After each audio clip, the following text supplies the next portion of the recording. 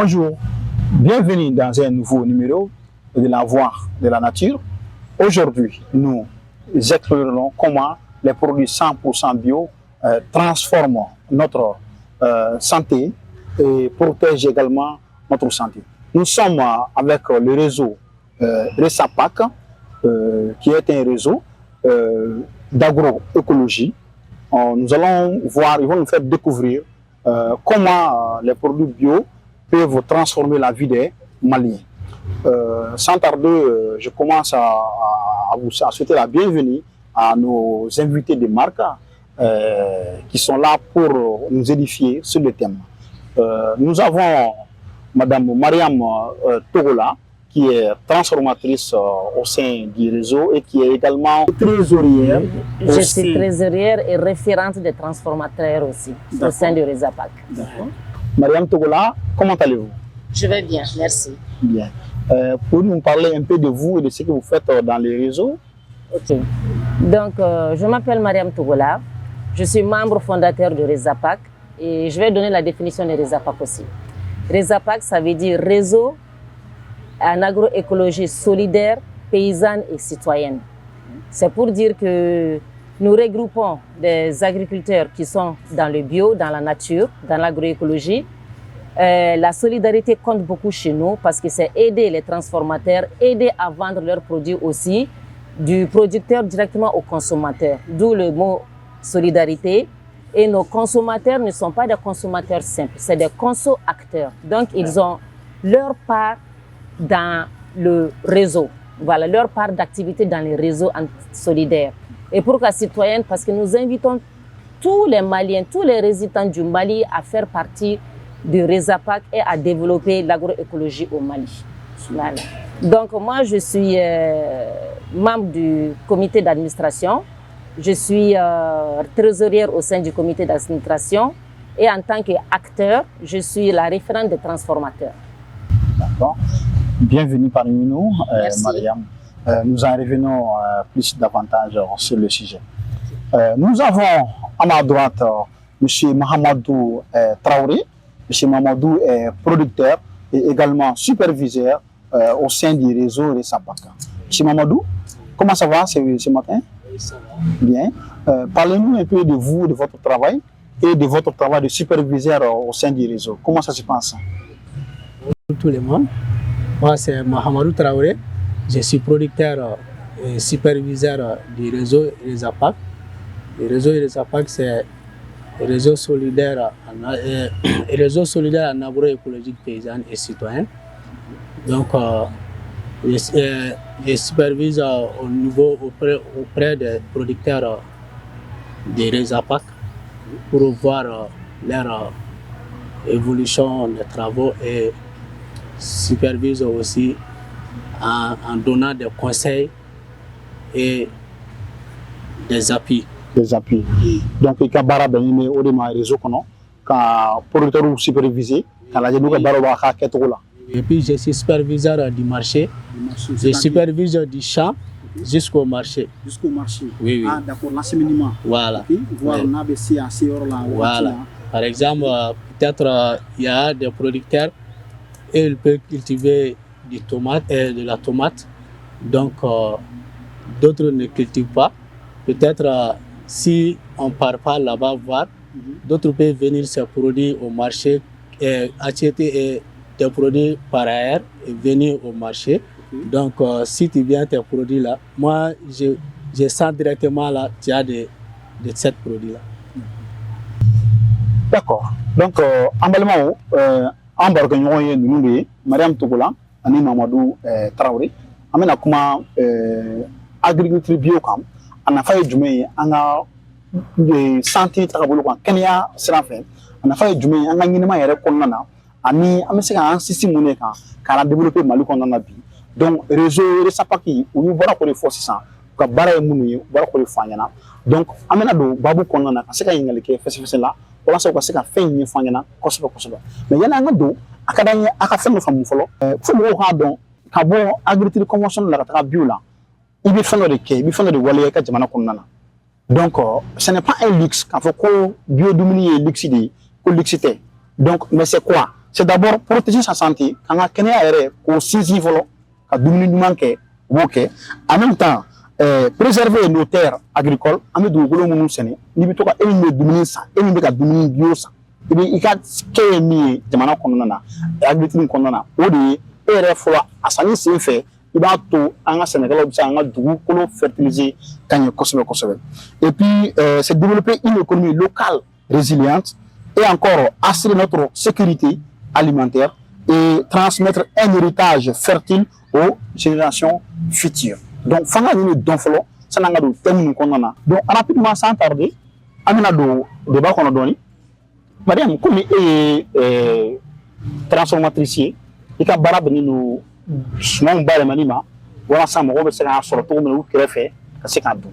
Donc, à madame Nini, alors la première question c'est bio ni, c'est que faire bio, n'a fait quoi bio, monedo au juste. Qu'est-ce que tu peux nous dire? Le bio c'est quoi?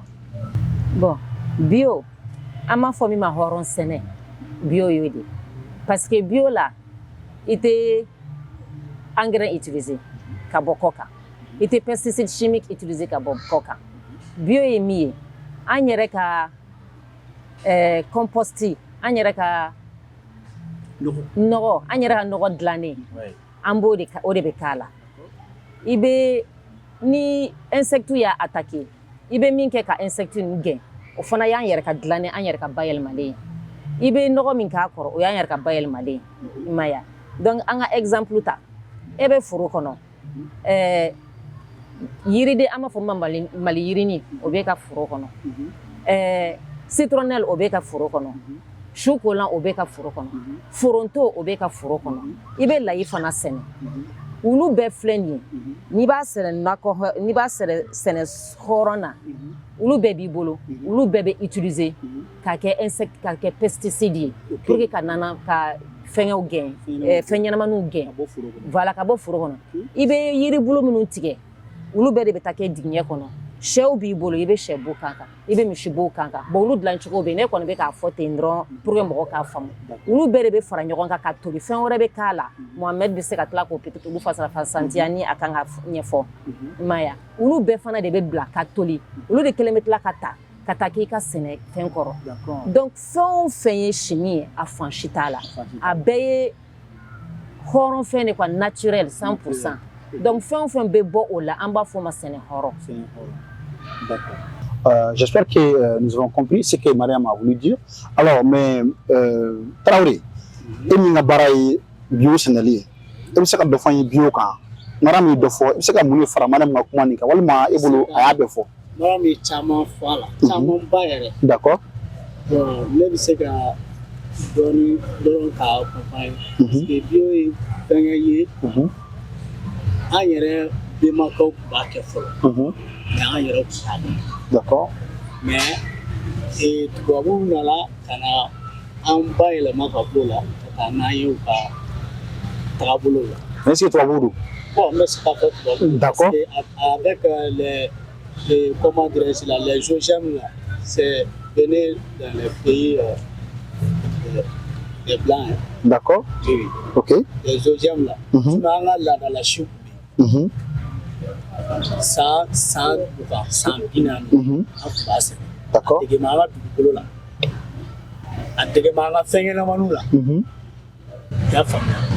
Donc aya ban bela kana ko shikura nana nega nega fana ko shimu nana ka ta no donc ko lu fana bayela ma tun ka no firama war bala ok donc bio est produit mundé atlalani farafin no i ka sɛnɛ kɛ ni farafin nɔgɔ produit chimique foyi ma k'a la et puis a n'an ka laadala siw ni si fɛngɛlen minnu bɛ yen n'u b'a fɔ o ma ko OGM si bayɛlɛmalen dɔw bɛ yen u b'a fɔ ko OGM d'accord olu fɛnɛ t'a la olu fɛnɛ t'a la d'accord donc n'i sera ka i ka sɛnɛ k'o cogoya la donc i ka fɛngɛ utiliser bio d'accord i ka produit bɛ kɛ bio ye i bɛ fɛn min sɔrɔ i bɛ wele ko bio d'accord. Alors, la question flamande, c'est que moi, fait qu'à Mariam, quel impact les produits bio ont sur la santé des femmes et des enfants? denmisɛnninw ni musow ni mun bɛ produit bio dun a bɛ mun de kɛ u ka farikolo la u ka ɲɛnɛmaya yɛrɛ la Ok. Produit bio déjà an y'a fɔ cogo min na n'ale bɛ sɛnɛ pesticide chimique tɛ k'a la engrais chimique tɛ k'a la donc n'i b'ale dun i b'a dɔn fana i bɛ ka min dun o ye kelen ye i b'a dɔn k'a bɛ bɔ i fɛ yen o ye fila ye wa i b'a dɔn fana k'i ye ka fɛn min dun nafa b'a la sisan n bɛ exemple ta mɔgɔw n'u bɛ taa sugu la u bɛ kɔnkɔn san o ye sugula kɔnkɔn ye n'u nana u b'a fara bɔ a la munna i b'a fara bɔ a la parce que fara nin ale concentré bɛ pesticide chimique la n'i tun ye kɔnkɔn san an ka sugu ka sɔgɔn hɔrɔn sugu ninnu na a ma se ka fara bɔ a la i bɛ se k'a dun ten carotte a n'a fara carotte i b'a n'a fara dun parce que fara ninnu filɛ nin ye i bɛ fɛn o fɛn di dugukolo ma fana a bɛ fɔlɔ fara de la yan'a k'a dun a yɛrɛ kɔnɔ donc an bɛ fara min wɔrɔ ka fili nin ye b'a fɔ i bɛ ka fɛn ɲɛnamaba de fili ta i bɛ ka fɛn ɲɛnamaba de fili mais n'i ye i ka dunta san sugu hɔrɔn kan a n'a fara bɛ dun a ma se k'a fara bɔ a la hali papayi n'i y'a san an ka sugu la an b'a n'a fara dun an t'a fara bɔ a la parce que a fara ni ka fɛgɛn a ka timi pesticide t'a la foyi t'a la donc a b'i ka kɛnɛya sabati wa fɛnw nafama yɔrɔ fana i t'o fili denmisɛnnin bɛɛ b'a dɔn sisan n'i y'a jateminɛ diɲɛ kɔnɔ an ka bɔ Mali yɛrɛ dɔrɔn na diɲɛ kɔnɔ yɛrɛ i b'a mɛn ko denmisɛnnin dɔw bɛ wolo hali dɔw tɛ san kelen sɔrɔ fɛngɛ b'u la a tɔgɔ yɛrɛ diabète b'u la dɔw ni fɛngɛ bɛ wolo a tɔgɔ yɛrɛ an b'a fɔ ma cancer n t'a dɔn an b'a tɔgɔ fɔ bamanankan na cogo min na dɔw ni cancer bɛ wolo mais mun bɛ na n'o ye ba ye produit minnu dun ye n'a ma kɛ ni hɔrɔn sɛnɛ ye o bɛɛ bɛ yɛlɛma a bɛ tɛmɛ i joli fɛ n'a tun tɛmɛna i joli fɛ a bɛ don organe bɛɛ la n'a donna organe bɛɛ ma a bɛ se den ma donc a bɛ bana fasugu bɛɛ las'i ma i m'a ye o ye an bɛ produit min san sugu la an b'a fɔ min ma n'o ma kɛ ni sɛnɛ hɔrɔn ye mais sɛnɛ hɔrɔn tun tiɲɛ yɛrɛ la n'i ta k'ale dun ye da la ke hali ni bɛ diyagoya an bɛɛ bɛ taa dɛ mais i bɛ tɛ taa bana modèle dɔ la au moins i b'i ka kɛnɛya sabati wa i kɔrɔcogo bɛ ɲɛ an ka cɛkɔrɔbaw dɔw lajɛ village kɔnɔ kɛ hali bi 80 90 u b'o bɛɛ la 90 ans ne bɛ se k'o témoigner i m'a ye an ka marché yɛrɛ la yan mɔgɔkɔrɔba dɔw nana u inscrit marché la ils ont su que dès que u donna marché in na k'an ka bio consommer u y'a ye u y'a jɔyɔrɔ u ka santé la quoi u y'a jɔyɔrɔ u ka santé la parce que u kun bɛ banamisɛnnin caman kɛ kuma bɛɛ u bɛ taa dɔgɔtɔrɔso la u bɛ taga furakɛliw kɛ mais u y'a ye depuis u donna bio nin na u bɛ ka kɛnɛ a bɛ ka kɛnɛya dun voilà donc o kosɔn client yɛrɛ bɛ ka fɛngɛ au fur et à mesure voilà client bɛ ka caya o yɛrɛ fɛ parce que u y'a ye ko a ka ɲi u ka kɛnɛya yɛrɛ ma u y'a ye a ka ɲi u ka kɛnɛya d'accord bon Mariam i ye kuma dɔ fɔ n bɛ fɛ ka segin ka na ni yɔrɔ la dɔɔni parce que fo an ka éclaircissement dɔ sɔrɔ fɛn dɔ kan i ko ko kɔngɔ fara ni papaye ninnu fara ani carotte k'a ma se k'u b'u bɔ a la donc ça veut dire que c'est o fara minnu bɛ yen nɔ est-ce que c'est constituant des nutriments nutriments b'u la absolument nutriments ba de b'u la nutriments bɛ fɔlɔ olu de la o nutriments bɛ fɔlɔ o la bon n tɛ se k'a fɔ ko n bɛ k'a fɔ nutriment min bɛ carotte la exactement nutriment bɛ kɔnkɔn la exactement parce que n tɛ spécialiste en nutrition mais bɛɛ b'a dɔn ko fɛn o fɛn bɛ bɔ fɛngɛ la vitamine A b'a la ni ma fili vitamine A vitamine B ninnu b'a la vitamine C b'a la bon fara ninnu filɛ nin ye a concentration bɛ fara de la o sinon hali ni ye mangoro ta u b'a fɛ vitamine min bɛ mangoro fara la a tɛ mangoro yɛrɛ la a tɛ mangoro bu yɛrɛ la n'anw tun ye mangoro san an b'a fara wɔrɔ n'i ma voilà k'o fili bon alors que sɛnɛ hɔrɔn na i b'a n'a fara dun i bɛ da la k'i bɛ k'i farisogo fana de balo ni fɛn ɲɛnama ye i m'a ye et sisan n'i y'a jateminɛ fana muso min fana ni den b'a bolo n'a ye conventionnel dun min bɛ bɔ sugu la ale ye fɛn fɛn dun a b'a d'a den ma sin fɛ han a b'a bɛɛ d'a den ma sin fɛ parce que sin b'a bɛɛ filtrer a bɛɛ bɛ di sin fɛ n'i tun y'a n'i ye sɛnɛ hɔrɔn ta dun da la k'i bɛ ka fɛn ɲɛnama fana di den ma mais an bɛ mɔgɔ caman dɔn u bɛ na sugu la Mariam e ka produit non ne bɛ parce que ne bɛ nɔnɔ kɛ produit chimique t'a la conservant t'a la i bɛ assurance d'u ma a t'a la u yɛrɛ ba i k'a ta la fana parce que n'u taara u b'a ni mɛnna kan i b'a dɔn quoi ni mɛnna kan i yɛrɛ ba ye. Maintenant moi monsieur Traoré an bɛ ka kuma produit bio nin kan ce que j'aimerais savoir les produits bio est-ce que c'est accessible à tout le Mali est-ce que bibina malien den bɛɛ bɛ se k'a sɔrɔ wa Actuellement, il y aura une assistance.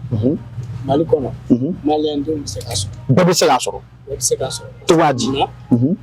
Ambe ka fero ke ka sugu sigi quartier la. Ani ka sugu sigi anga région la. Amo la bona. Donc pour que bébé se ka yo soro to na ka du kenya se ka sabati. Mais est-ce que c'est parce que sugu amati la do sugu kuma kono na sugu horon kuma kono avec le Resapac. Bientôt, on va rentrer dans ça. Maintenant, moi, je voudrais savoir, parce que si vous voulez ça va à petite échelle. Peut-être que bêta de la rodon. Mais nous, on a que ballon, c'est ça. Est-ce que vous Sénégal, est-ce que vous serez à mesure à bio-gré pour 10 populations rapidement pour une grande échelle de production? Bon, nous, on sait que bio-gré parce que on est en train de sensibiliser les autres, les petits producteurs à faire du bio. Voilà. Et ça se passe comment cette sensibilisation? Ça se passe bien? Oui, ça se passe bien. Parce qu'on dégage l'intérêt du bio, parce que c'est bon pour la santé et pour notre environnement. Donc, du coup, les gens commencent à comprendre les choses. Donc, ils sont en train de convertir sur le bio. Ouais. Vous trouvez que le bio est accessible à tous les Maliens? Oui, bio c'est accessible à tous les Maliens. Resapac Bakan mena, mais Resapac Dronte Kaki. Jekulu were be minu fana be bio siraka. Donc ni anana nyefo moko kanye bio na fa mi na nana nyef ni senekelaw ulu fana nana la famuya. Nafa ye min ye an yɛrɛ ka kɛnɛya kan o n'an ka dugukolo parce que nafaba de b'a kan dugukolo an bɛ ka dugukolo faga ni produit chimique mɔgɔw t'o dɔn alors que lakana sɛnɛ nin a bɛ dugukolo balo de ni tun do ye dugukolo balo dugukolo b'i balo donc n'olu fana y'o faamu bɛɛ bɛna don a la ni bɛɛ donna a la bɛɛ tɛna sɔrɔ a voilà donc franchement moi je trouve que c'est accessible hali n'a ma se ka kɛ ko an ka kɛ sini mais an b'a sira kan yɛrɛ de. Resapac producteur kuma can mais sisan producteur cayara wa bɛɛ bɛ fɛ ka don a la cayara mɔgɔ yɛrɛ bɛ ka demande don a jusqu'à présent chaque fois o bɛ na olu fɛ ka don a la donc n bɛ se k'a fɔ du jour à venir la an bɛna bɛɛ bi voilà bio bɛna sɔrɔ facilement bɛɛ fɛ ka dun o y'an ka laɲini ye Resapac ka laɲini. Sanni an ka continuer an bɛ aw layɛlɛn k'a fɔ an sera an ka rubrique filanan ma. N'a le ko la minute verte minute verte de dɔwɛrɛ an bɛ wuli an bɛ don dugu kɔnɔnaw la an bɛ taa mɔgɔw ɲininka an ka thème kan n'u b'a la kɔdɔn bi an yɛlɛla ka taa club épique la club épique de Bamakɔ Resapac ye événement dɔ organiser une journée porte ouverte an y'an profiter o senfɛ ka taa reportage kɛ pour voir ni mɔgɔw bɛ bio dɔn ani n'u b'a san n'an bɛ nafa minnu ye o ye olu dɔn dɔɔni. Suivons ensemble le reportage de Julien Koné. Nous avons fait un tour au marché bio, un événement organisé par le Resapac au club épique de Bamako qui se trouve à l'hippodrome. Nous retrouvons des feuilles vertes comme des épinards, des choux et plein de légumes tels que des tomates, des concombres, des carottes, des poivrons, des gombos, sans oublier des œufs, du lait frais et des oranges. Tous 100% bio, d'où le nom du marché bio. Nous profitions pour questionner certaines personnes qui étaient sur place. Les questionnaires portaient sur leur connaissance des bio, l'utilité des bio et la différence entre les bio et les autres produits.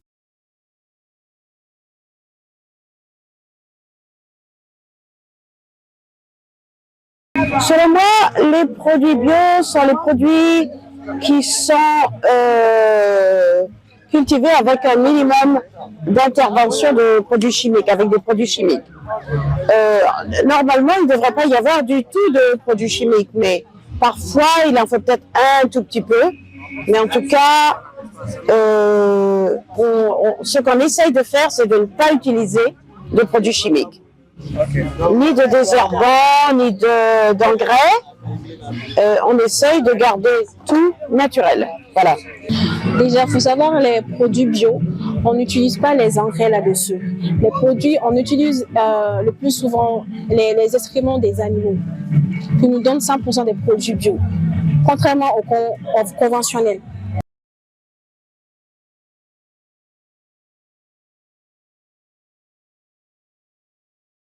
Là, la grande différence, c'est la santé. Oui, parce qu'il a été produit, il a été prouvé maintes fois que les produits remplis de pesticides et d'autres produits violents ont des effets néfastes sur la santé. Déjà, il faut savoir que les produits bio durent en maintenance plus que les produits conventionnels. Et les produits bio aussi donnent une meilleure santé aux gens, contrairement aux conventionnels.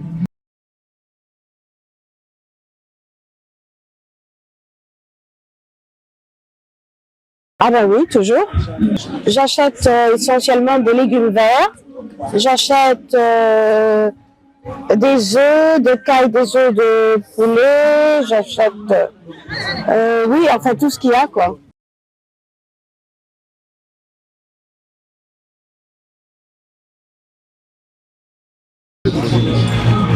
Je comprends qu'il n'est pas toujours facile de trouver des produits bio. Très souvent, c'est plus cher, légèrement plus cher. Mais pour ma part, je trouve que ce n'est pas beaucoup plus cher et que ça vaut la peine pour la santé de la famille. Ce n'est pas énormément plus cher, mais les gens sont persuadés que c'est beaucoup plus cher. Là où on pourrait commencer, c'est par utiliser du riz produit sur place, du gambiaka. Nous devrions utiliser du riz malia. Mais nous avons tendance à acheter du riz parfumé, du riz qui vient d'ailleurs. Et le problème de ça, c'est que les sacs de riz viennent de très loin, sont stockés pendant très longtemps et finalement contiennent de l'aflatoxine. Alors ça, c'est néfaste. Je conseille à toute la population malienne de consommer vraiment du bio parce que le conventionnel avec les produits engrais chimiques, c'est vraiment pas bon pour la santé. Quand on regarde les taux de santé au Mali, ça va vraiment pas. Donc j'invite vraiment les Maliens à manger du bio.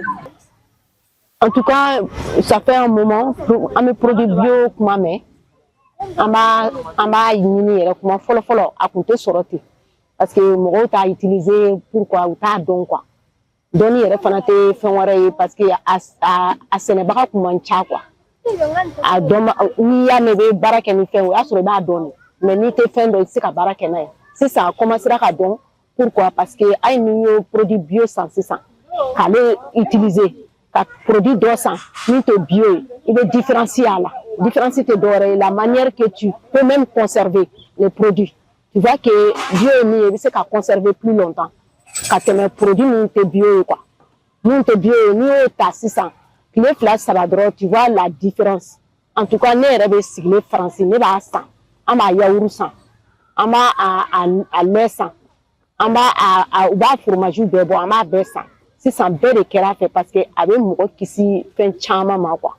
Parce que dɔw dumuni dɔw bɛ yen n'i y'a dun sisan a bɛ remonter k'i la a digestion ka gɛlɛn mais n'i ye bio ta sisan bio c'est très simple c'est très facile en plus n'i habituera la yɛrɛ i tɛ produit wɛrɛ t'a kɔ quoi parce que moi je l'utilise ça fait un peu très longtemps ça vaut 5-6 ans maintenant m'a utilisé quoi a yaourt na a nɔnɔw ni ayi an b'a fruits san a fruits bɛ yen parce que ale fruit ye min ye n'i y'a pomme san sisan pomme n'i y'o san sisan ka tile 4-5 kɛ fo si tɛ k'a la a tɛ bouger mais ni pomme dɔ ninnu san min tɛ bio ye tile 2 saba dɔrɔn i b'a ye a kɛrɛ bɛ commencer ka tiɲɛ quoi donc en tout cas bio nafa ka bon quoi parce que pesticide t'a kɔnɔ quoi pesticide de ye mɔgɔ caman sɛgɛn parce que a bɛ fɛnw bɛ balo u bɛ wuli joona mais conservation b'a tout là quoi. Donc bienvenue encore sur la voie de la nature. Nous continuons avec M. Traoré. M. Traoré, alors, comme il est producteur, en même temps il est superviseur, il est fait un don. Il y a la moyenne de l'agriculture bio d'amener. Est-ce que tu as l'agriculture conventionnelle qui est folle là? Oui, l'agriculture conventionnelle. D'accord. Donc, mais moi, et voilà la bio là, c'est ça. Moi, je suis l'agriculture conventionnelle là, bio là. Bon, parce que ne y'a ye agriculture conventionnelle a man ɲi an ka santé ma a man ɲi an ka dugukolo ma. Ok. Donc o de ye n bɔ a la ka don. Mais e donné à la olu bi cɛ yɛlɛma jumɛn de donna e ka tagabolo la ani yɛlɛma jumɛn de donna e ka feere kɛcogo ni kila ɲɔgɔn cɛ la ani i yɛrɛ kan i yɛrɛ personnel i yɛrɛ kan fɔlɔ yɛlɛma jumɛn donna i ka ɲɛnɛmaya tagabolo la. Bon a ye yɛlɛmaba don n ka ɲɛnɛmaya la surtout n ka santé yɛrɛ. Ouais, a ye yɛlɛma don o la. Cogoya di parce que n bɛ produit bio consommer n y'a jate minɛ n yɛrɛ bakun na vraiment n bɔra fɛngɛ conventionnel la ka n bɛ ka min dun sisan vraiment a ka ɲi n ka santé ma farikolo yɛrɛ la n b'a dɔn. A ye donc i tɛ bana quoi. Ouais, n bɛ san kɛ n tɛ bana. Diabète t'i la, tension t'i la. Foyi tɛ n na. Foyi t'i la. Foyi tɛ n na. Alhamdulillah. Et puis dugukolo fɛnɛ yɔrɔ la i b'a ye a nafa bɛ yen fɛnɛ parce que bio la foyi tɛ fili. Foyi t'i fili quoi. Foyi t'i fili bio la. Ouais. D'accord. Foyi t'i fili. C'est comme si i mana fɛngɛ cogo cogo i b'a yɛlɛma ka tila k'a segin foro kelen kɔnɔ. Exactement. Ah d'accord, c'est super. Ouais. Donc on a bɛ munumunu ɲɔgɔn nɔfɛ. Ouais. Exactement. Hali ale tun bɛ ka fara ko minnu fɔ ko n'i ye nin fara n'a y'i diya n'i y'a fara wɔrɔ nin fara i bɛ tila k'a segin a bɛ na compost kɔnɔ o compost kelen bɛ tila ka segin foro kelen kɔnɔ. C'est comme si ni baganw fana y'a dumuni kelen. Voilà. O b'olu bɛ tila ka. Merci. N'a ka di ye i bɛ n'i ka fɛn bulu ninnu bɔ i b'a bila baganw kɔrɔ baganw b'o déchet min bɔ i b'a transformer en compost retour au champ. Donc foyi tɛ bɔ kɔfɛ ka don a kɔnɔ. Foyi tɛ bɔ kɔfɛ ka don a kɔnɔ. kɔnɔ. I bɛ ka munumunu de. Awɔ. Comme on le dit. Et puis i yɛrɛ bɛ tila k'i ka semence i b'o fɛngɛ. I b'o fana bɔ a kɔnɔ. Voilà. I b'o bɔ a kɔnɔ. Ah super. Alhamdulillah. Alors monsieur Traoré i bɛ fɛ ka dɔn baara in kɔnɔna na sisan gɛlɛya jumɛn de b'aw kan? Quelles sont les difficultés que vous rencontrez aujourd'hui à travers le bio? Bon gɛlɛya minnu bɛ yen souvent o ye effet de changement climatique ye waati yɛlɛma ko ninnu komi kuma dɔw la chaleur bɔw bɛ kɛ donc komi bɛɛ b'a dɔn an bɛ légumes minnu fɛngɛ légumes ninnu généralement a source caman bɔra yen mais an y'u adapté an ka fɛngɛ la mais jusqu'à présent dɔw bɛ yen bulumafɛn ninnu dɔw bɛ yen tilema mana bɔ olu b'an sɛgɛn o production b'an sɛgɛn fo an ka ministère k'u kunna donc o dun filɛ nin ye o tɛ taa musaka dɔɔni kɔ. Ombrière. Ombrière. Ok. Ouais. Donc o faamu na. Alors e bɛ se ka conseil jumɛn de di sɛnɛkɛla ma sɛnɛkɛla min bɛ yen ni a bɛ ka agriculture conventionnelle kɛ mais a bɛ fɛ ka don bio la a bɛ ka siran a bɛ ka hésiter quel conseil tu peux lui donner? Bon ne bɛ conseil min d'u ma o kana siran ka don a la parce que agriculture convention agriculture bio filɛ nin a ka nɔgɔn n'i y'a règles suit a ka nɔgɔn faut pas que i donna bio la k'a fɔ k'i b'a to yen fo attaques nalen ou bien fɛngɛw nalen k'e bɛna i ka wuli ka traitement kɛ ou bien k'a to ko fo bin wulilen ba ne ka foro la n bɛna an ka bin fɛngɛ donc o bɛ se ka na ni gɛlɛya dɔ ye k'i la fɛngɛ i ka fɛngɛ a la en plus agriculture bio filɛ nin a nafa wariko yɔrɔ la u bɛ se ka don a la parce que a bɛ se ka wari dɔ lase mɔgɔ ma. Ouais. O faamuyara. Alors Mariam an bɛ segin ka na kuma ZAPAC kan. Alors ZAPAC i bɛ se ka dɔɔni fɔ n ye a ka historique kan a y'a daminɛ a mɛnna wa ou bien a ye nin ko in daminɛ c'est récent? Bon RESAPAC daminɛna a mɛnna. RESAPAC fɔlɔ a ye sugu fɔlɔ min dayɛlɛ la Bamako RESAPAC la o ye Sotiba sugu de. Sotiba. O waati la RESAPAC tun tɛ.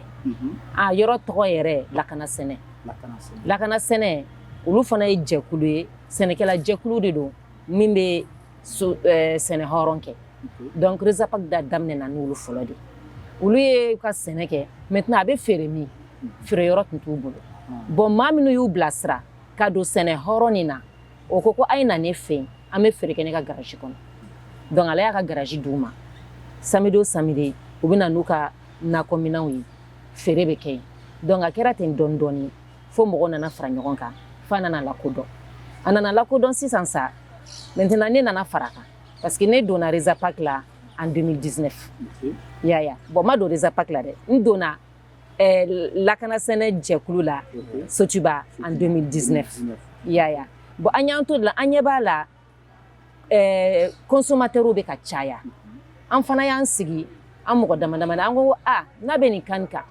munna an tɛ sugu wɛrɛ sigi sen kan donc n'an ye sugu wɛrɛ sigi sen kan a bɛna kɛ o la fana jɛkulu ye donc an fana y'an miiri ka Rezapac créer Rezapac créer la ni ma fili en 2021 an y'a daminɛ ni Maɲanbugu sugu ye Maɲanbugu an ka sugu dɔ bɛ Maɲanbugu an y'a daminɛ n'o ye i m'a ye o don yɛrɛ an ye événement ba kɛ pour que mɔgɔw k'a dɔn ko yɔrɔ wɛrɛ dayɛlɛla Bamako yɔrɔ min bɛ se ka kɛ nakɔ sɛnɛ hɔrɔn minɛnw bɛ feere donc an y'o dayɛlɛ k'o lakodɔn an y'an t'o la an ɲɛ b'a fana la demande bɛ ka caya demande bɛ ka caya dɔ o bɛ an ka kɛ a bɛ hippodrome na ale ka so ye hippodrome na k'a fɔ ka bɔ hippodrome na ka taa fo Sotiba a saliya bɛ dɔw ye comme agroécologie fana kɔnɔ a fɔra i kan ka fɛn bɛɛ kɛ pour que i kana na kɔlɔlɔ lase an ka dugukolo ma i bɛ mobili utiliser i bɛ kɔlɔlɔ lase i ka dugukolo ma i bɛ moto utiliser i bɛ kɔlɔlɔ lase an ka dugukolo n'a fɔra dugukolo gansan ko tɛ dɛ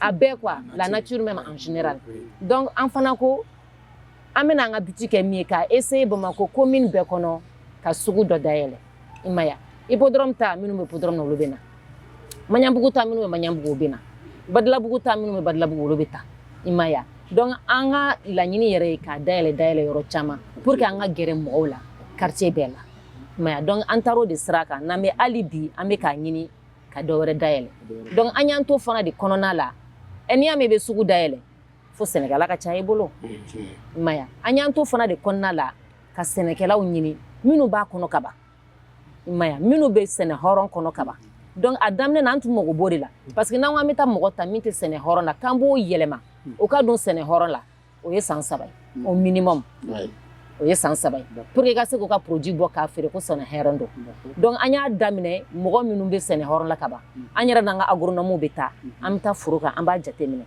i ka sɛnɛ ye sɛnɛ hɔrɔn ye o la i bɛ don sugu la mais minnu bɛ na ne fana bɛ fɛ ka don a la problème t'a la an b'a daminɛ k'a ɲɛfɔ i ye a bɛ kɛ cogo min na mais e ka produit tɛ se k'an ka sugu la tant que i ka dugukolo ma yɛlɛma donc o kɔnɔna la e bɛ yɛlɛma dɔɔni dɔɔni ka taa kɔnɔ donc o de y'an ka laɲini o de y'a kɛcogo fana ye bon en plus an ka taar'o bɛna fɔ cogo min na an ka côté solidarité intermédiaire tɛ yen quoi c'est à dire e bɛna san ne bolo ka taa di e ma e fana b'a ta ka taa feere o tɛ sɛnɛkɛlaw bɛ na n'u ka produit ye a bɛ feere directement consommateur ma donc a nafa a bɛɛ bɛ se producteur de ma i ma ye an tɛ dɔrɔmɛ kelen sɔrɔ a la an minnu bɛ sugu sigi ni ye an ka foyi t'a la an kɔni bɛ sugu sigi dɔrɔn aw bɛ na aw b'aw ka produit feere aw bɛ taa consommateur bɛ a bɛ fɛ ka question min poser kunna a b'a poser yɛrɛ kunna e b'a jaabi donc o ye fana y'an ka point fort dɔ an b'a fɔ min ma solidarité bon an ka consommateur fana an b'u lafaamuya i ma ye i mana ni carotte ta ani supermarché carotte tɛ kelen ye dɛ an b'i lafaamuya parce que n'i bɛ na an ka sugu la da la k'i tɛna produit sɔrɔ min cɛ ka ɲi tiɲɛ yɛrɛ la i bɛ taa supermarché la i bɛ produit ta c'est très joli mais pesticide kelen bɛ k'a fa donc an b'i lafaamuya k'i bɛ na an ka sugu la dilannen don i tɛ poivron i bɛ nin jira dɔw la fɔ nin ka dɔgɔ ne tɛ nin san bon sɛnɛ hɔrɔn la i bɛ se ka belebele sɔrɔ dɛ mais i b'a to yen a ka mɛn de i ma ye belebele fana bɛ se ka sɔrɔ fitinin ni belebele a ka bɔ la mais dɔw bɛ yen fo ka bonya fo ka cɛ ɲa n t'a dɔn fo ka kɛ i b'a fɔ made in Maroc an b'i lafaamuya fana ko o tɛ an ka sugu tɛ o ye an ka sugu sinsinnen bɛ min kan a ka kɛ sɛnɛ hɔrɔn ye don dɔw ta bɛ se ka bonya don dɔw ta bɛ se ka dɔgɔya mais min ka gɛlɛn dɔrɔn a kana kɛ tiɲɛni ye a ka kɛ ɲuman ye i ma ye donc ni i taara n'a ye i ka su fana i ɲɛ b'a la fɛn dɔ kɛra a la a ma bɛn i ma i b'a lase anw ma yaya donc jɛkulu modèle min don an bɛɛ bɛ kuma ni ɲɔgɔn ye an bɛɛ bɛ ɲɔgɔn la faamuya o de ka gɛlɛn anw ma surtout i ma ye donc il faut que an ka consommateurs fana ko faamu donc an bɛɛ bɛ ɲɔgɔn kan quoi i b'a fɔ agroécologie an bɛɛ bɛ kuma ni ɲɔgɔn ye an bɛɛ bɛ taa la ni ɲɔgɔn ye donc c'est à féliciter maintenant moi j'aimerais savoir i kuma dɔ fɔ sisan i ko a daminɛ la ni pour i ka sugu sigi f'i ka producteurs sɔrɔ donc une fois que vous avez des producteurs et puis il y a fana ko ni min b'a fɛ ka don a la fo fana ka hakili ka yɛlɛma fo ka yɛlɛma il faut 3 ans pour le faire maintenant a bɛ minnu bɛ ka don aw bolo sɛnɛkɛla minnu bɛ ka na don aw ka jɛkulu kɔnɔ Rezapac kɔnɔna na pour n'u ka baara kɛ ɲɔgɔn fɛ aw ka cɛ quels sont des accompagnements que vous les offrez a bɛ accompagnement sugu jumɛn de di u ma ou bien accompagnement tɛ yen a bɛ wari de d'u ma u ka sɛnɛ kɛ wa a bɛ mun de kɛ accompagnement sugu jumɛn a bɛ mun de kɛ pour que n'u ka se ka baara kɛ ɲɔgɔn fɛ ne m'a faamu Bon, Sénégal dɔ sisan o bɛ an ka présidenti wele parce que présidenti b'an fɛ yen o b'a fɔ ne ka foro la ne bɛ sɛnɛ hɔrɔn de kɛ ne bɛ fɛ ka don aw ka jɛkulu la i ma ya donc i bɛ ɲininka fɛn damadamani na i bɛ mun ni mun de kɛ ji b'i bolo wa compost b'i ka yɔrɔ la wa ɲininkali damadamani bɛ k'i la n'i ko ko awɔ an ka superviseur o n'an ka agronome u bɛ wuli ka taa yɔrɔ lajɛ parce que agronome ni kɔni bɛ produit chimique utiliser a b'a dɔn yɔrɔnin kelen an b'o jateminɛ o ye kelen ye an b'a jateminɛ i ka foro kɔnɔ est ce que i bɛ agroforesterie fana respecter agroforesterie ye min ye i ka foro kana kɛ kɛnɛlankolon ye o fana man ɲi o man ɲi dugukolo ma quoi donc yiri dɔw bɛ yen i b'olu mara i fɛ i ma ya est ce que i ka foro kɔnɔ fana an b'a fɔ min ma aromatiw citronnelle basilic i b'olu fana sɛnɛ i b'i ka sɛnɛ kɛ cogo min na an b'o bɛɛ jateminɛ wa n'an y'a sɔrɔ ko fɛn dɔw bɛ yen i t'olu jateminɛ i b'a fɔ yiri t'i ka foro la aromati ninnu tɛ yen mais i tɛ produit chimique kɔni utiliser donc an b'i ta n'an y'i ta sisan an ka superviseur ka baara o b'i bilasira i kan ka mun de kɛ pour que i kana yiriw tigɛ ni yiri dɔ falenna n'i t'a dɔn yiri min don i bɛ superviseur ɲininka a b'a fɔ ayi kana nin tigɛ superviseur b'i bilasira quoi a b'a fɔ nin turu i ka a tɔgɔ yɛrɛ foro kɛ tan i ka rotation kɛ tan min kan ka turu waati min na i ka ji utiliser cogo donc u b'o bɛɛ de ɲɛ yira i la compost dilan cogo compost kan ka k'a la waati min na u b'i bilasira à 100% dɔrɔmɛ kelen i t'a di a ma a tɛ di wari sara t'a la producteur superviseur b'i bilasira a bɛɛ la parce que agronome de don maintenant i ka nafɛnw bɔra fana olu b'a surveiller o b'a dɔn tomati b'i bolo o b'a dɔn kɔnkɔn b'i bolo parce que u bɛ taa kalo kɔnɔ siɲɛ kelen i ma ya u bɛ t'i fɛ yen k'a lajɛ kɔlɔlɔ min b'i la insectes ye attaqué n b'a furakɛ cogo di o b'a f'i ye a bɛ f'u ye koyi mais tuma dɔ la u bɛ ɲina donc u bɛ segin k'a f'i ye ne ka bulu bilennen don mun b'o kɛ u b'i bilasira kuma ɲɔgɔnya la o b'aw bɛɛ bilasira sisan sugu la e nana ni fɛn min tɛ ka foro kɔnɔ a superviseur b'a dɔn yɔrɔnin kelen i ma ya donc tan an ka producteurs bɛɛ bɛ bilasira tan de n y'a faamu faamuyali sɔrɔ o la maintenant n bɛ fɛ ka min dɔn toujours Mariam bi an bɛ yan bi sini ma san dans 5 ans dans les 5 prochaines années quels sont vos projets à faire dans les 5 prochaines années quels sont vos projets dans 5 ans an ka laɲini ye min ye i bɛ se ka bɛ fɛ ka yɛrɛ ye min dans 5 ans an bɛ fɛ k'an ka sugu ye yɔrɔ bɛɛ Bamakɔ quartier bon an tɛna fɔ quartier commune Bamakɔ dɔrɔn tɛ an bɛ fɛ k'an yɛrɛ ye Mali bɛɛ kɔnɔ parce que an y'o baaraw daminɛ ka ban parce que an ka producteur dɔw bɛ Segu awɔ donc on a commencé à installer un marché à Segu donc Segu mana bɔ yen an bɛ région wɛrɛw ta donc dans 5 ans an ka laɲini kɔni Mali bɛɛ ka se ka produit bio sɔrɔ Rezapac tɔgɔ la 100%. Bon, maintenant, il faut faire un dossier. Il y a des agriculteurs qui ont bon, comme il y a des agriculteurs qui mais il y a des alibi qui produit parce qu'il y a un tas. Ou bien qu'il y a un moment où il y a un fait une bosse pour avoir un tas. Il faut qu'on ait un numéro. Mais nous avons que Sénégal, nous avons que Sigassou. Par exemple, nous avons que Sigassou. Mais nous avons une production qui est il a des difficultés à vendre son produit sur le terrain. Qu'est-ce que vous conseillez à ces personnes? Oui. Moi, je me dis ça. Ni par exemple, on a que Sigassou, en Serain, on a producteur ou on a éco Sénéhoron Bay, on a fait un faragnoronka, ou be Rezapac créé, ou be Sougou créé. Voilà. En tête qu'à faut qu'on a bien contrôler quoi. Parce que n'anya créé région mina, ulu fana ka bureau de sigi, ulu fana ba ke exactement ba fana ba ke Bamakɔ cogo mina. Imaya donc beta beke aka région na, ube fana be na mɔgɔ la faamuya, an fana b'u bilasira fo a jɛkulu ka sigi ka sinsin, n'a sigira ka sinsin, projet be fara kan, mɔgɔw b'a faamu donc feere bɛ kɛ. Je comprends. Maintenant, il y a fort de 2019 à aujourd'hui.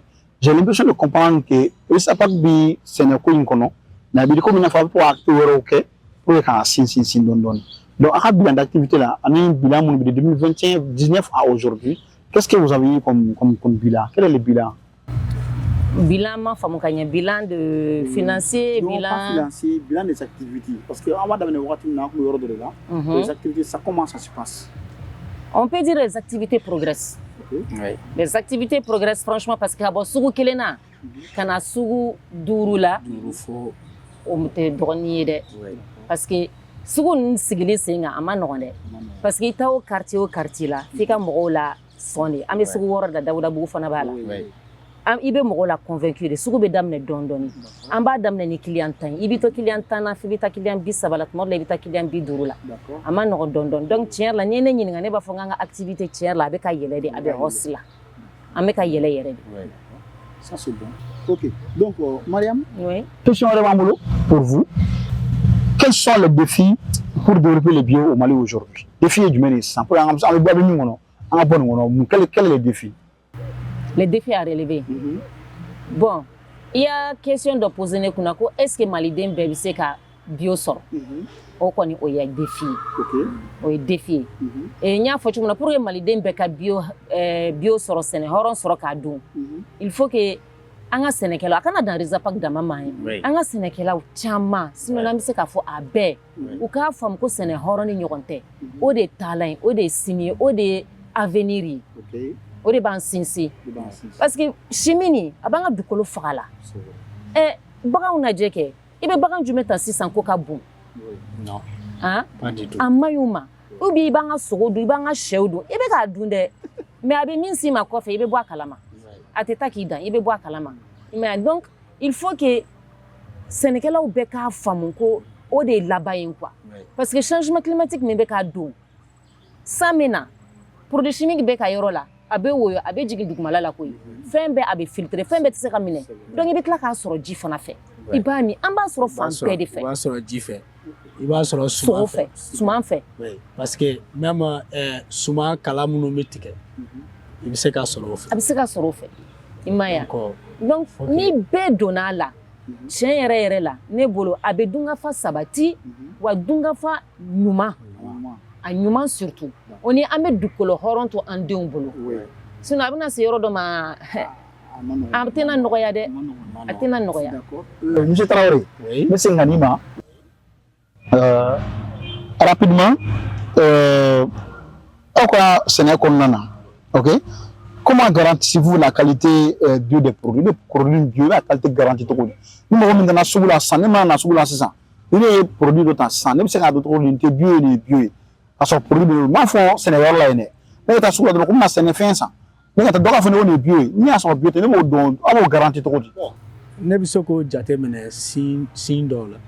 Et quand tu me dis, il est garanti de me dire qu'on produit bio de sur à 100% là-bas. Bon, ne bi garanti min di mogo ma parce que ne bi taga ne b'a dɔn producteur nunu ne bu superviser ne b'a dɔn ti produit chimique utiliser. Donc o ye fanga dɔ ye. Bon produit yɛrɛ mana na fɛnɛ produit qualité la i bɛ se k'a dɔn. Parce que i b'a sɔrɔ produit bio la san souvent ni anw yɛrɛ taara foro kɔnɔ produit n'i y'a ye e taara foro kɔnɔna la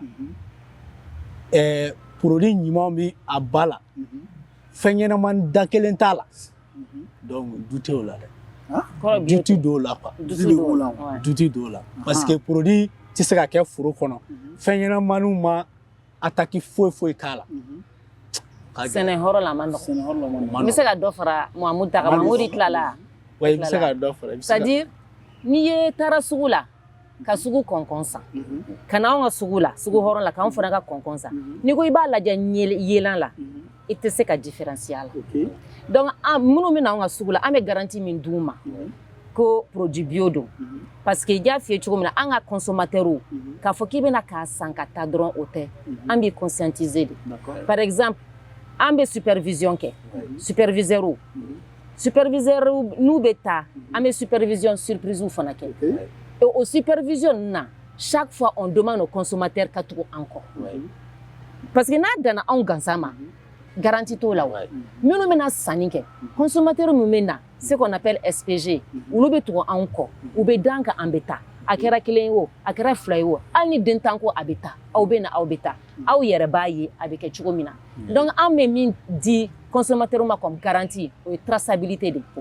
I bɛ taa an ka sugu la sisan, i bɛ Abdoulaye ɲininka ni i bɛ Abdoulaye ka tomati ta e t'a dɔn ko Abdoulaye don dɛ ko nin tomati ni a bɛ bɔ min an b'a localisation f'i ye n'a ka di an b'a localisation d'i ma an b'a tigi tɔgɔ f'i ye wa an b'a ka yɔrɔ yir'i la fana hali anw kɔfɛ n'a ka di i bɛ taa donc an bɛ se k'o garantie de di i ma ye wa tubabuw fɛ u bɛ garantie min di étiquette de bɛ k'a kan anw ma s'o niveau ma fɔlɔ o fanga tɛ anw na i ma ye o la a bɛ sɛbɛn traça u ka code barre n'u ka fɛn bɛɛ bɛ yen o ni bref tubabuw fɛ a ka ca code couleur de code ceci code cela an ka niveau ma s'o ma fɔlɔ an kɔni bɛ garantie min d'i ma i bɛ min san anw fɛ don min y'i diya ta producteur fɛ sugu la i nana producteur bɛ c'est pour ça que an bɛ producteur nana sugu la pour que i ka producteur i k'a dɔn jɔn don a bɛ bɔ yɔrɔ min na min y'i diya a ɲininko la foyi dogolen tɛ anw fɛ transparence 100%. Merci, j'ai compris. Donc, ça on va continuer toujours. On a rubrique sabanan la tɛmɛ n'o ye femme verte ko muso kɛnɛma donc muso verte ale ye mun ye ale bɛ muso ye an bɛ reportage kɛ muso kan muso min bɛ domaine kɔnɔ a kɛra énergie renouvelable ye o a kɛra agriculture ye o que ça soit dans le domaine du développement durable mais muso cɛsirilen minnu bɛ yen ka nin domaine in labaara kosɛbɛ kosɛbɛ an bɛ reportage kɛ o kan bi an ka maa talen tɛ mɔgɔ wɛrɛ ye c'est Mariam Togola toujours elle est transformatrice an taara ka baarayɔrɔ la a ka so kɔnɔ a b'a ka baaraw transformation kɛ cogoya min na gɛlɛya ni kɔlɔlɔ minnu kan an bɛna bɔ k'o yira aw la donc an ka jɛ an k'o reportage kunkurunin lajɛ ɲɔgɔn fɛ. Au cœur du Mali, une femme transforme notre rapport à l'alimentation. Mariam Togola, transformatrice agroalimentaire passionnée, consacre son quotidien à une mission, offrir aux Maliens des produits 100% bio, sains et accessibles. Dans son atelier Macha, chaque geste est une promesse de qualité. Des jus naturels au fromage frais, en passant par des piments aromatiques. Mariam sublime les trésors de notre terre sans compromis sur la qualité. Son credo, une alimentation saine est la base d'une vie épanouie. Rencontre avec une femme verte qui transforme nos habitudes alimentaires, un produit à la fois. Chaque journée commence par un rituel immuable, l'accueil des matières premières et la préparation méticuleuse de l'atelier. Ici, l'hygiène n'est pas une option, mais une religion. Aujourd'hui, sur sa table, nous avons la transformation du lait frais en fromage. Sans produits chimiques ni conservateurs, Mariam mise sur la fraîcheur et les techniques traditionnelles revisitées.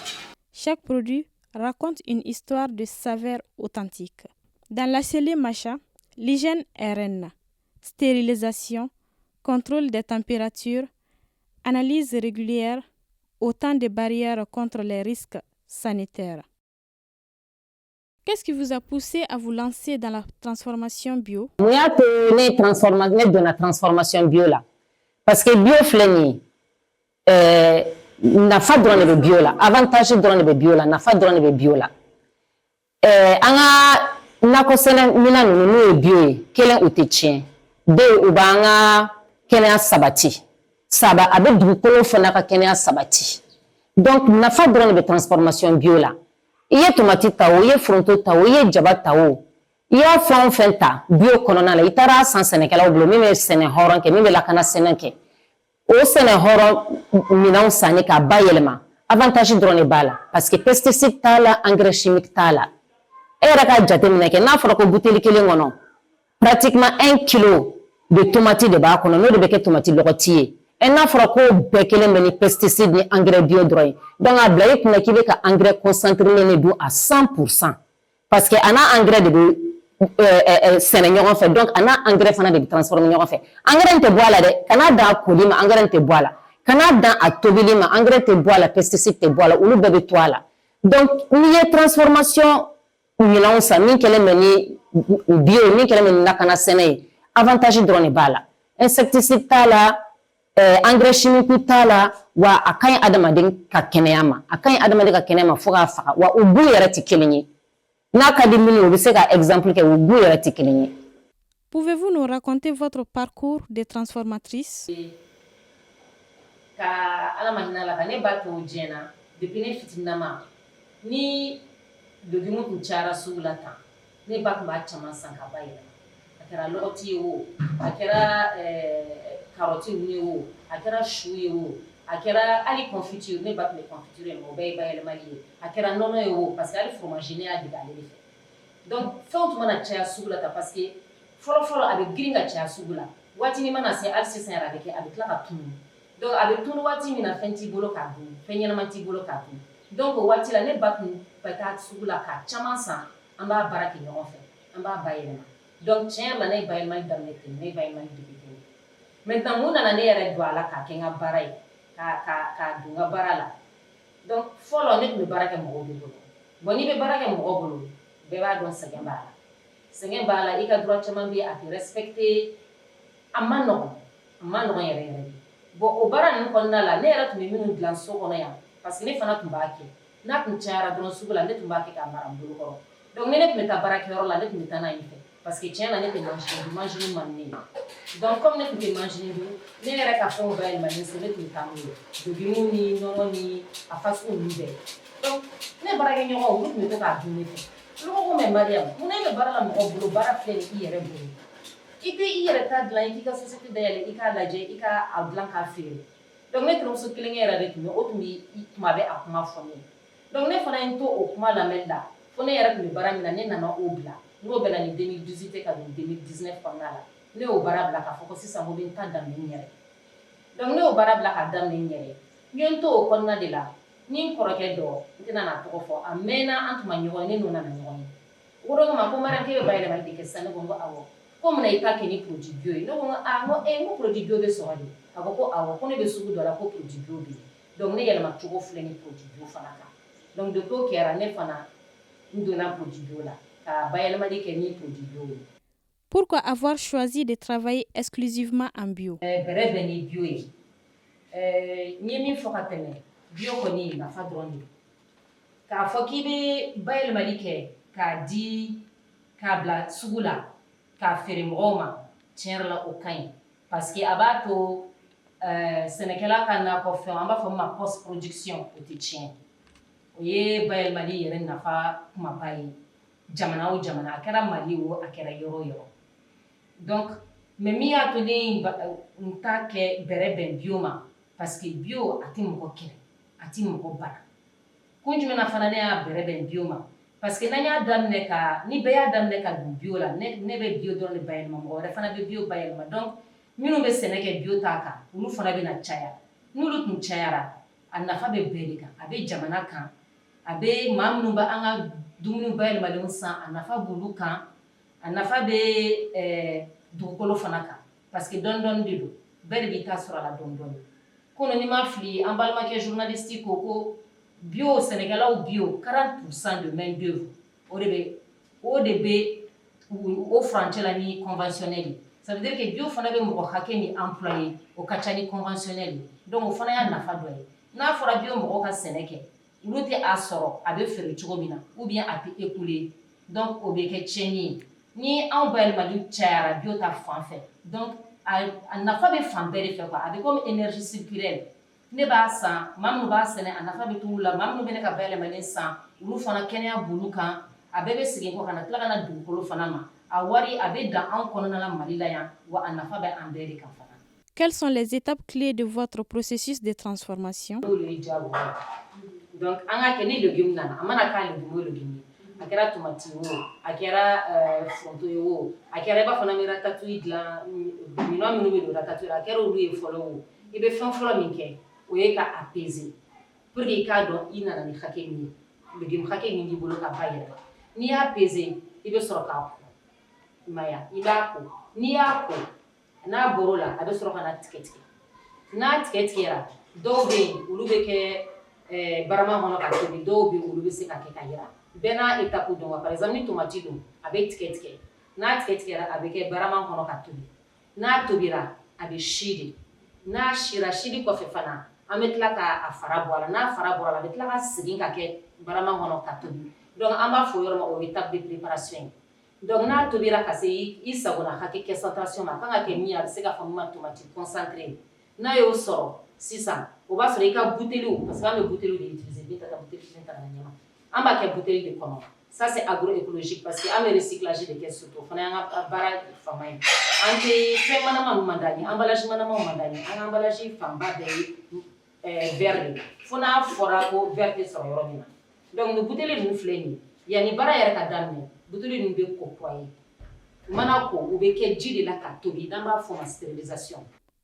Comment garantissez-vous l'hygiène et la sécurité dans votre atelier? Nana, ini femi bora bibo ino to di bara gerola. O fini ibu obo ka fini weredo. Wani o fini fana weredo. Ibe tabli o bedo, chapeau bedo. Wani do na fana entreprise kono. Ni yorana ibe fonforo minke, we kitege. Ibe tege ko. Itege no wala ke ma afula. Ni tege ko to mamina, ibe soro ka barada mi ka bara minke. Donc quand on cadre les fana la anta ejume. Anye yoro surface o surface ko le gino be geola o be kara ni karoyi parce que karo a josika no ana fana ka fanfɛ ne be yango ne te yango pour que bara akaka nyema nga assistant be yango nga assistant yango pour que bara akaka nyema be ke chogo mina koroni fengo de blalen be an kele me ka affiche be ke anana hakili te bo an kan ga folo kan tege ko bugulu ma kan ga dum bara la nettoyage yoro mi nettoyage yoro olu be automatique lan chogo norolin do ko la fronto de l'antigo norolin do ko la fichu be. Quel contrôle qualité mettez-vous en place? Pour que microbe do kana na do juste yani ga bara dam ne busa na mo javel ji katla busa no pour que ka javel mi fana voilà. Par exemple anga nono anga ame sincere ke ni nono minuni nono fingolo minuni ni sincere ni bana ube ko ni umoi no pour ni umoi bitla ka blanjila o javel be kala omo be kala bicarbonate be kala vinaigre be kala parce que nous nani do be microbe fa do be virus fa parce que hygiène dans santé microbe virus fa na be bon virus nga teli no ma fe fana donc ulu be pour que ulu kana na yelema finingolo antla o tla finingolo no sensenna finingolo no fana be tobili mais donc contrôle qualité ne kon keleme ko aussi au maximum à niveau là pour que vraiment microbe ko be ka Quel impact votre activité a-t-elle sur la santé des consommateurs? Ni a mes consommateurs, oui, moi, je suis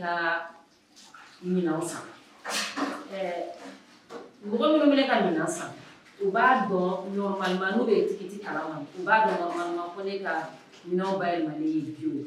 Donc, nous, on bio, nous, déjà, au lieu de bio et mi, ou avec la famille sous yerema, ou about tanga banane no mafana, on est about tanga produit conservant chimique parce que quand faut adapter en fana, ne venga bail manique, ne te conservant chimique utilisé. Donc les cas de 100% naturel.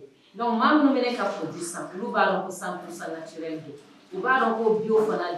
Donc c'est le bénéfice 100% de nous. Maya donc ado on na fa de la sekuluma no kon bolo consommateur kan na famille c'est ana fa se ka fuka ba parce que ni kon le bio na ni be bio du ana fa se ka fuka ba surtout bio ba ele mali atla ko o dla kas di mo ma conservant la wa ke sans sabake ate chentangi ma dele ni ma dele en tout cas glani abael mali ka ke bouteille qu'on avait sans fla sans sabake ate tien.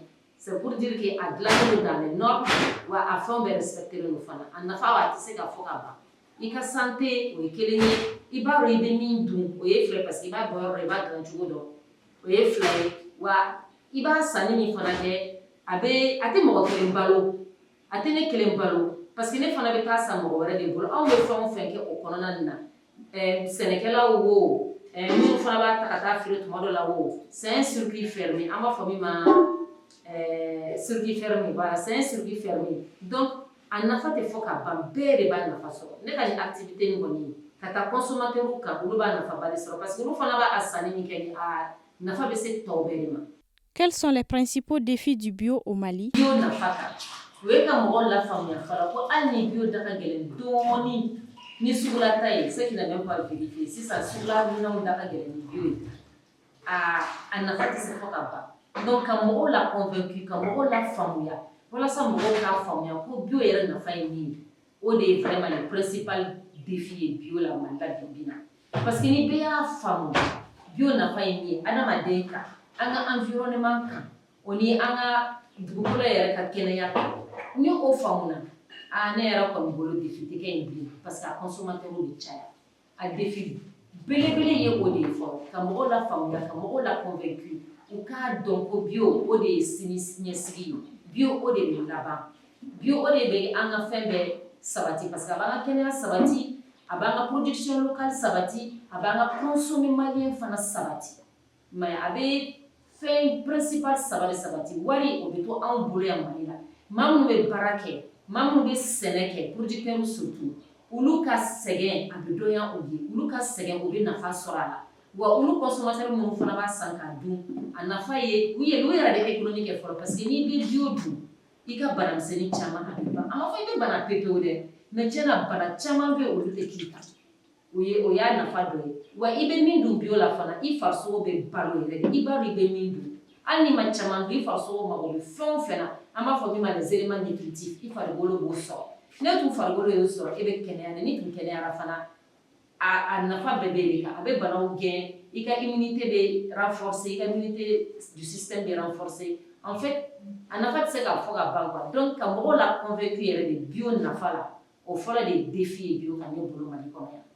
Comment voyez-vous l'avenir de l'alimentation bio au Mali? Effet kolo an bɛɛ ɲɛ b'o la minnu m'a faamu hali bi olu fana bɛna faamu dɔɔni dɔɔni parce que an ka jiw filɛ nin ye u bɛ ka tiɲɛ an ka kɔngɔw bɛ yen u bɛ ka tiɲɛ hali an ka baganw olu baloli o si ma nɔgɔ sisan mais ni adamaden caman ni sɛnɛkɛla caman nana don bio nin na nin fɛn ninnu bɛɛ bɛ lada dɔɔni dɔɔni adamaden bɛ balo ka ɲɛ bagan bɛ balo ka ɲɛ wa dugukolo fana b'a ka nafa sɔrɔ donc bio ne yɛrɛ kɔni bolo tiɲɛna Mali avenir don donc ne bɛ bɛɛ de wele producteurs bɛɛ u ka don bio la o de bɛ laban dɛ o de y'an ka sini ɲɛsigi ye.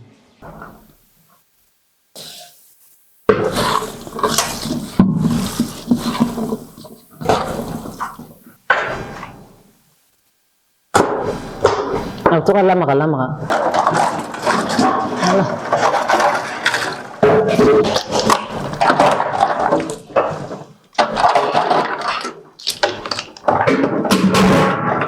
ne sɔrɔlen bana nin ka taa yen sisan ma nɔgɔn dɛ.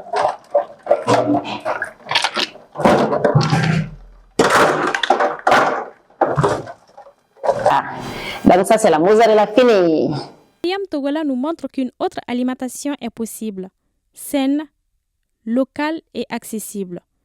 En choisissant le bio, nous investissons dans notre santé et soutenons des entrepreneuses engagées.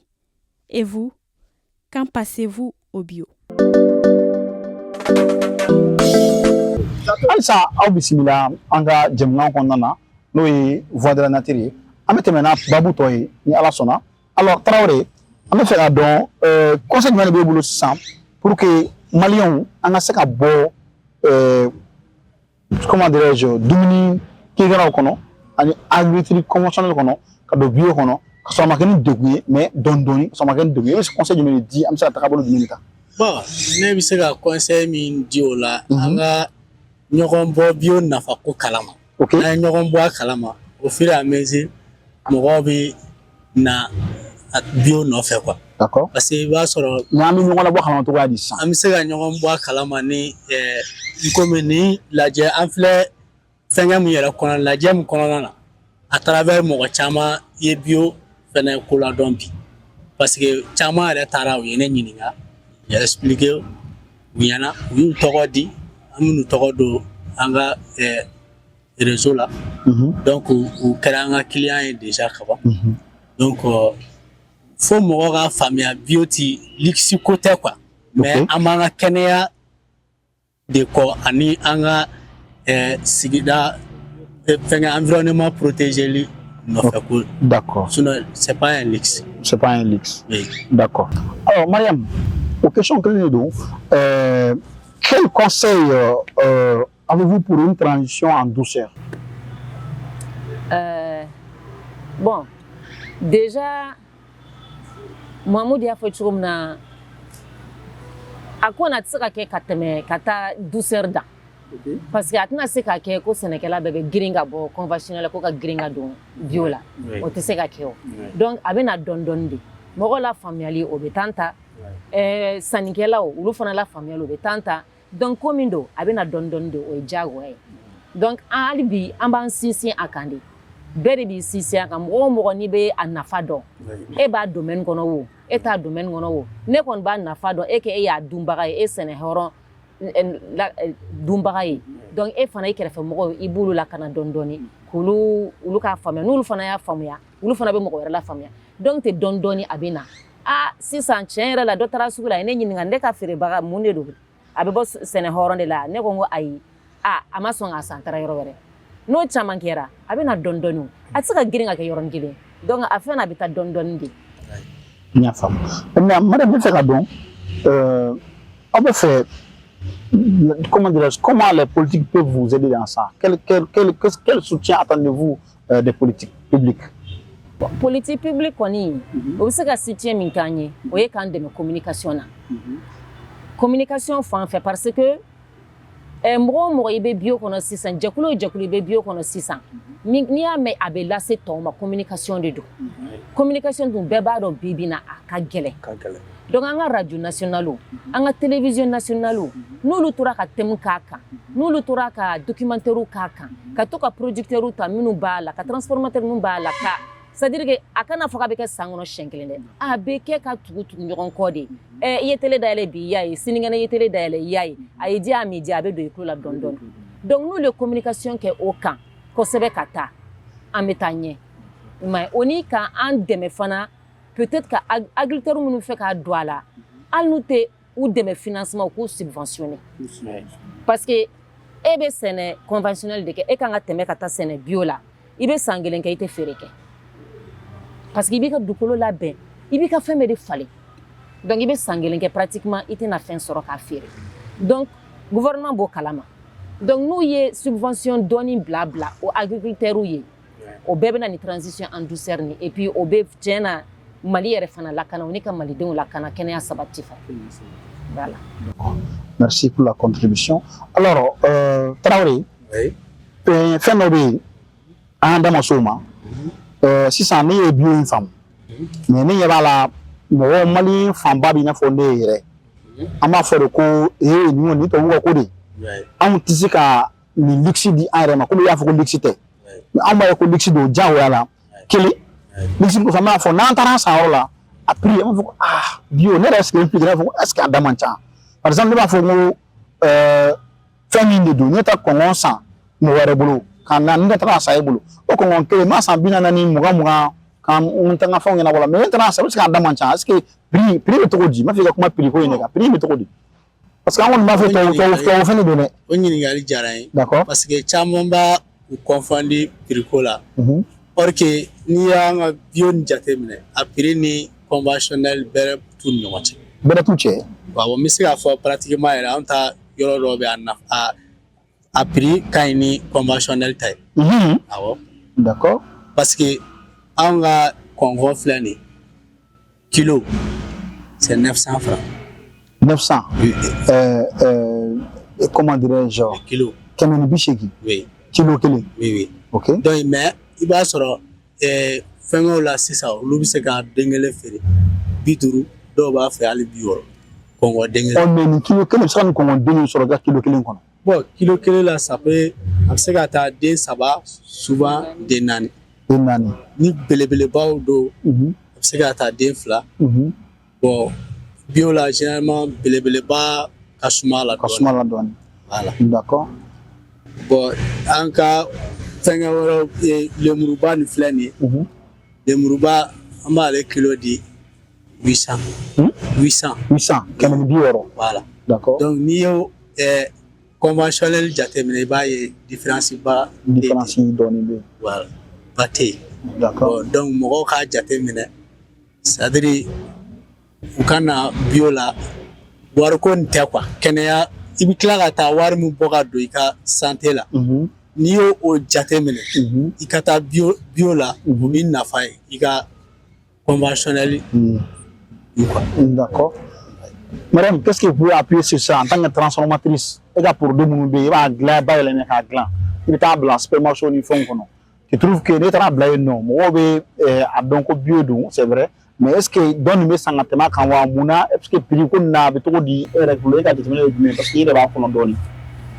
Bon Déjà an b'a daminɛ ni min ye maliyɛn caman bɛ yen hali bi an bɛ kɛlɛ la pour que mɔgɔw k'a faamu bio ye min ye u k'a lakodɔn agroécologie ye min ye i m'a ye mɔgɔw b'a bila u kunna ko agroécologie fɛnw bayɛlɛmali da ka gɛlɛn non a da man gɛlɛn min bɛ bɔ an ka jamana kɔ kan na olu da ka gɛlɛn n'anw ta ye pourtant a caman bɛ c'est pas olu tɛ agroécologie ye mais comme sisan marque caman fana donnen bɛ agroécologie la i bɛ t'olu marque ta lajɛ i b'a sɔrɔ tuma dɔ la kɛmɛ ani kɔ a bɛ olu ni anw cɛ prix la donc c'est pour que k'a fɔ que a da man gɛlɛn i m'a ye fɛn bɛɛ fana ye jateminɛ de ye diɲɛlatigɛ la i ka du ka bon o i ka du ka dɔgɔ o fɛn bɛɛ ye jateminɛ de ye diɲɛlatigɛ la n'i bɛ fɛ ka dumuni saniman kɛ i b'i ka budget bɛrɛ ka bɛn n'a ye i m'a ye e b'a dɔn kɔrɔlen e bɛ min san sugu la o ye 100 ye e b'an ka tomati lɔgɔti ta min bɛ feere sugu la a sɛbɛnnen b'a a boîte yɛrɛ kan 15% de tomate o kɔrɔ bɛ sigiyɔrɔma 100 o 100 10 dɔrɔn de tomati ye a tɔ ye mun ye a y'i yɛrɛ ɲininka anw ta i b'a ta a sigiyɔrɔma 100 a 100 ye tomati de parce que foyi wɛrɛ ti k'a la donc i b'a dɔn i bɛ min dun déjà i m'a ye n'a sɔrɔ la e y'o san o boîte ni an k'a kɛ a ka ca ni 100 ye a bɛ tɛmɛ 200 la mais i y'a san i b'a dɔn i b'a kɛ nan min na jagoya tɛ i ka tɔgɔ ti kɛ nan bɛɛ la o donc i b'i ka dumuni kɛcogo fana de falen i m'a ye i ka dumuni kɛcogo falen la i b'i ka budget sabati wa en même temps i b'i ka kɛnɛya fana sabati i m'a ye ne bolo a fɛn bɛɛ ye jateminɛ de sinon fɛn bɛɛ tɛ wari ko ye tubabuw ko ko je mange peu mais je mange sain ça c'est vrai mɔgɔ bɛ min na n'i y'o d'a ma o y'a banna i bɛ se k'i kɔnɔ fa o kɔnɔ kɔni a bɛ se ka fa o mais est ce que e y'i kɔnɔ fa min na e nafa la don i ma c'est vrai a ma nafa la don i ma mais i ye dɔɔnin dun i farisogo mago bɛ min na i ka kɔngɔ tigɛra a y'i labɔ a ka kɛnɛya don i farisogo ma a mago tɛ foyi wɛrɛ la donc fɛn bɛɛ ye faamuyali de ye quoi d'accord mais donc maliyɛnw kan ka lafaamuya o de kan hali bi sinon k'a fɔ k'a da ka gɛlɛn tiɲɛna ne b'a fɔ n k'a da man gɛlɛn a da man gɛlɛn d'accord a bɛ min las'i ma quoi k'i ka kuma sɔn ji la dɔɔnin i b'a ye n'i ye dumuni dɔw san k'a dun dumuni sannen kɔfɛ k'a dun i yɛrɛ kɔngɔ bɛ se k'i minɛ dɔɔnin ten tɔ parce que i ma foyi sɔrɔ farikolo ma foyi sɔrɔ k'a dun mais i ye min dun dɔrɔn i mana taa ɲɛgɛn na o bannen de ye a tɛna nafa foyi ɲɛ ye tuguni voilà o tɛmɛnen kɔ ne b'a fɛ parce que ɲɛ b'i ka produit la produit kelen di ma an k'a lajɛ an ka kɛ ni jumɛn ye nin ye pesto ye pesto awɔ madame tɛ tubabu dumuni ya non tubabu dumuni tɛ nin ye sukolan de ye sukolan bulu ani layi o ni an b'a fɔ min ma à la noix de cajou a tɔgɔ bamanankan na sɔmɔkolo voilà k'olu bɛɛ siri ɲɔgɔn ye ani huile d'olive bon a tubabu ma yɔrɔ fo n'a kɛra huile d'olive ye o de bɛ siri ɲɔgɔn ye wa kɛnɛ de a bɛɛ de kɛnɛ don a bɛɛ de kɛnɛ bɛ si a la voilà a bɛɛ ye kɛnɛ de a bɛ sɔrɔ ka kɛ buteli kɔnɔ ka stériliser donc a t'a nafa foyi perdu a nafa bɛɛ de b'a la bon ni i bɛ se ka k'i ka sogo la n'i b'i ka sogo mariner n'i b'i ka jɛgɛ mariner i b'a k'a la a ka di minnu ye fana ka tubabu dumuniw dilan i b'a fɔ pizza toast ou bien sandwich i b'a k'a la i m'a ye nafa 100% i mago tɛ manjini na mais nin bɛ sɔrɔ minimi se ka ni produit ka transformation n'i y'a transformer i b'a exposer minimi bon ni kɔni pesto pour le moment a bɛ marché bio de kan a bɛ marché bio de kan donc an bɛna kuma marché bio de kan sisan a ka marché bio bi i da dɔ fɛ yɔrɔ saba ma yala a b'o yɔrɔ saba dɔrɔn i bɛ se ka mun de fɔ n ye ni mɔgɔ mago b'a fɛ ka don sugu hɔrɔn in na k'e bɛ fɛ ka don marché bio la aw fila avec le Rezapac a tigi b'a kɛ cogo di a ka kɛta ye jumɛn ni un consommateur c'est pas des producteurs mais an y'olu t'a fɔ maintenant j'ai besoin pour les consommateurs comment ça se passe a bɛ sɔrɔ minimi pour que kana sɔrɔ san comment faire ok donc i ye Rezapac mɛn dɔ da i bɛ fɛ ka don Rezapac la sira fila de b'i bolo i bɛ don min na déjà n'i bɛ se ka taa internet kan an ka site bɛ yen site Rezapac an ka site Rezapac bɛ rezapac.org n'i donn'o kan i bɛ information ɲini a bɛɛ b'o kan sugu hakɛ min b'an bolo i bɛ fɛ ka jɔn contacter n'a ka di yɛrɛ directement i bɛ taa sugu fana kan parce que sugu fana n'u adresse bɛ o n'a numéro de téléphone bɛ yen bon accès t'i bolo internet kan sisan i bɛ se k'an ka présidente wele n'o tɔgɔ Hélène o ka numéro de téléphone o ye 66 76 72 93 i bɛ se k'o wele k'a fɔ k'i bɛ fɛ ka don Rezapac la i ye sannikɛla de ye a fana b'i bilasira o la a b'i ɲininka i bɛ quartier min na sugu min ka surun i la a b'i bilasira o la i tɔgɔ bɛ sɛbɛn o sugu kan ni tɔgɔ sɛbɛnna o sugu kan o ye kɛlen an ka sannikɛla dɔ ye. Ok. Alors, merci pour la contribution. Diyara n ye, a y'a sɔrɔ togo an y'a faamu. Alors, mais an b'a ladɔnniya k'a fɔ ko RESAPAC kɛlen don ni jamana in kɔfɛ maa o maa bɛ yen nɔ ko bɛ fɛ ka taa sanni kɛ ou bien k'i inscrit u ka sugu kɔnɔna na ko mɔgɔ t'an fɔlɔ ko RESAPAC sortie ni casquette labilalen don aw ye donc aw yɛrɛ ɲɛ b'a la donc non seulement ka taa dumuni ɲuman san k'i ka kɛnɛya sabati k'o sinsin en même temps fana i ka se ka sortie dɔ sɔrɔ fana i bolo k'i la nisɔndiya n'o ye i b'o don i ka n'a ka ko caman ɲɛna ye a casquette c'est 100% coton ne yɛrɛ filɛ a filɛ n yɛrɛ bolo nin voilà c'est 100% coton donc a filɛ nin donc a bɛ se ka se RESAPAC ka sugu la sugu hɔrɔn minnu yɔrɔ minnu fɔlen filɛ aw fɛ aw ye nin ye aw bɛ lien sɔrɔ duguma fana en même temps dans les commentaires voilà donc en dehors de ça n b'a ɲini aw fɛ aw ka wuli aw ka se sugu la k'a ka sanniw kɛ n'i ye produit bio san a bɛ komi i n'a fɔ i ye passeport dɔ de kɛ pour ta santé ka to k'a ta i ka kɛnɛya i b'o sinsin i yɛrɛ bolo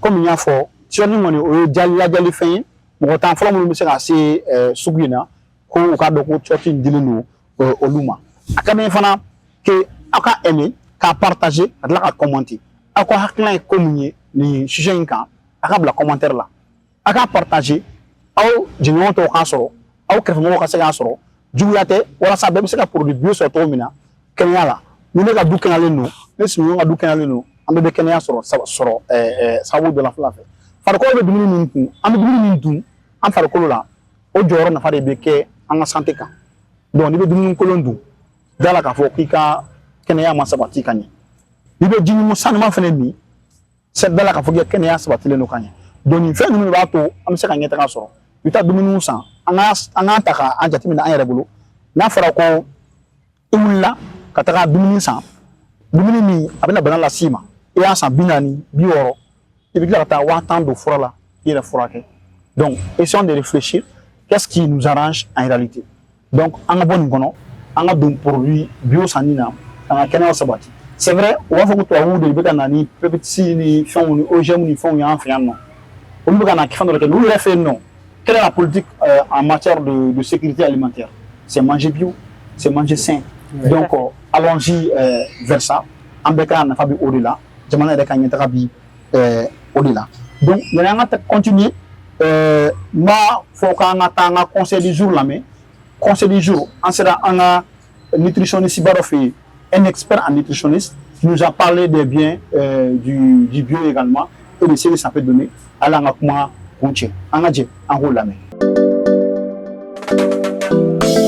Je suis très enchanté et très honoré d'être l'invité de votre plateau. Donc je profite aussi pour remercier nos téléspectateurs. Moi je suis Dr Bonkana Maïga, donc je suis enseignant et chercheur sur les questions de santé, de nutrition. Et la majeure partie de nos activités en fait tournent sur le lien entre l'alimentation, la nutrition et la santé, comment mettre en place des actions et des activités de prévention, mais aussi de la formation et de la recherche aussi. Donc je suis également auteur d'un livre sur spécifiquement le diabète, comment prévenir ou mieux vivre avec le diabète. Ok, c'est un sujet assez intéressant et d'ailleurs d'actualité parce que qui parle de bio parle effectivement de développement durable et aussi de l'environnement. Surtout aujourd'hui, on parle beaucoup de changement climatique et de ses effets en fait sur notre planète. Donc le bio est au cœur de ça. Et ce qu'il faut savoir, c'est que depuis la base de la conception de l'humanité, c'est que on avait tendance en fait à privilégier tout ce qui est consommation brute et naturelle en fait. Donc on vivait de cueillettes et autres. Et en ce moment, on avait moins de problèmes qu'aujourd'hui. Donc aujourd'hui, le temps a passé, il y a eu le développement industriel, etc. Donc des maladies ont été découvertes. Et aujourd'hui, on se rend compte qu'effectivement, on devrait revenir à la nature en fait, à la nature originelle. Et le bio fait référence à tout ce qui est question de nature. Et c'est pourquoi c'est un sujet qui est assez sensible pour nous qui défendons en fait la nutrition de qualité et la nutrition saine qui contribue a amélioré beaucoup de maladies aujourd'hui existentielles en fait. Donc voilà, c'est pourquoi nous sommes très heureux de ce sujet et on va rentrer dans les détails pour sensibiliser au maximum tous nos compatriotes et aussi de par le monde.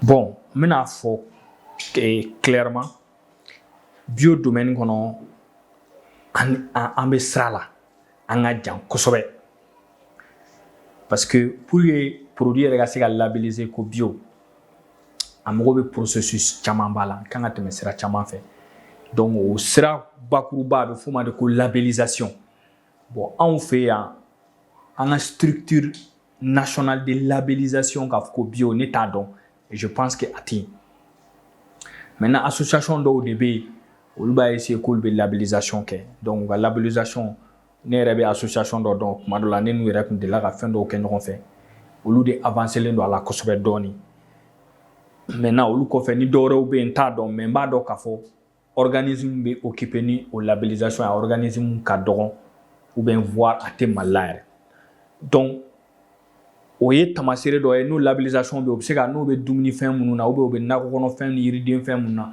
an bɛ se k'a sɛbɛntiya k'a fɔ k'o ye bio ye maintenant o kɔfɛ ni i tɛ labellisation tɛ n'i taara sugu la fɛn fɛn ye kɛnɛ ye an bɛ se ka a bisigi k'a fɔ ko peut-être o bɛ se ka kɛ naturel ye a bɛ se ka kɛ bio dɔ ye mais o kɔrɔ tɛ ko pesticide t'a la parce que i bɛna ye hali ni foro kɔnɔ ni nasɔngɔ na an bɛ engrais ni fɛn camanw utiliser donc olu o b'a bɔ bioya la parce que ni engrais ni pesticide ni fɛn ninnu b'a la o b'a bɔ bioya la bioya ye c'est comme i bɛ suman ta k'a da a bɛ bɔ cogo min na naturel i bɛ se k'a sɔn a bɛ fɛn mais i tɛ engrais k'a la i tɛ produit fɛn ninnu k'a la donc dumuni minnu bɛ bɔ o kɔnɔ a bɛ taa la bayɛlɛma aussi de façon naturelle ensuite a bɛ sɔrɔ ka feere k'o de ma ko bio mais quand même an bɛ ladilikan mun di mɔgɔw ma c'est que an k'an yɛrɛ mabɔ produit bayɛlɛmalenw la kosɛbɛ o de ka ca suguw kɔnɔ n bɛ se ka a fɛn caman a tulu bayɛlɛmalenw ani a fɛn caman caman dumunifɛn caman bayɛlɛmalenw olu kɔni tɛ bio ye et puis ni o y'i taabolo ye i ka kɛnɛya bɛ galama na mais fɛn mun ye tout ce qui est on va dire kɛnɛ naturel donc o dunni ka fisa parce que hali n'a sɔrɔ produit wɛrɛw b'a la o ka fisa ni mun a bɛ ta ka tila k'a bayɛlɛma cogo min na e yɛrɛ t'a dɔn i yɛrɛ t'a dɔn fɛn min b'a kɔnɔ donc i b'a san a timiya kama ou bien a goût kama ou bien peut-être parce que a b'i ka nan ja o fɛn ninnu donc o man ɲi kɛnɛya ma kosɛbɛ donc o de la an kɔni b'a fɔ mɔgɔw ye u ka nakɔ kɔnɔfɛnw ni yiridenw u k'olu kɛ u taabolo ye u b'u ka kɛnɛya sinsin kosɛbɛ o ɲininkali diyara n ye kosɛbɛ surtout a bɛ n permettre n ka a ɲɛfɔ kosɛbɛ bamanankan na pour que mɔgɔw ka se k'a faamuya kosɛbɛ a fɔlɔ ye i ka kɛnɛya kama i ka kan ka i jija kosɛbɛ ka bio kɛ i ka kɛnɛya kama a b'i ka kɛnɛya sinsin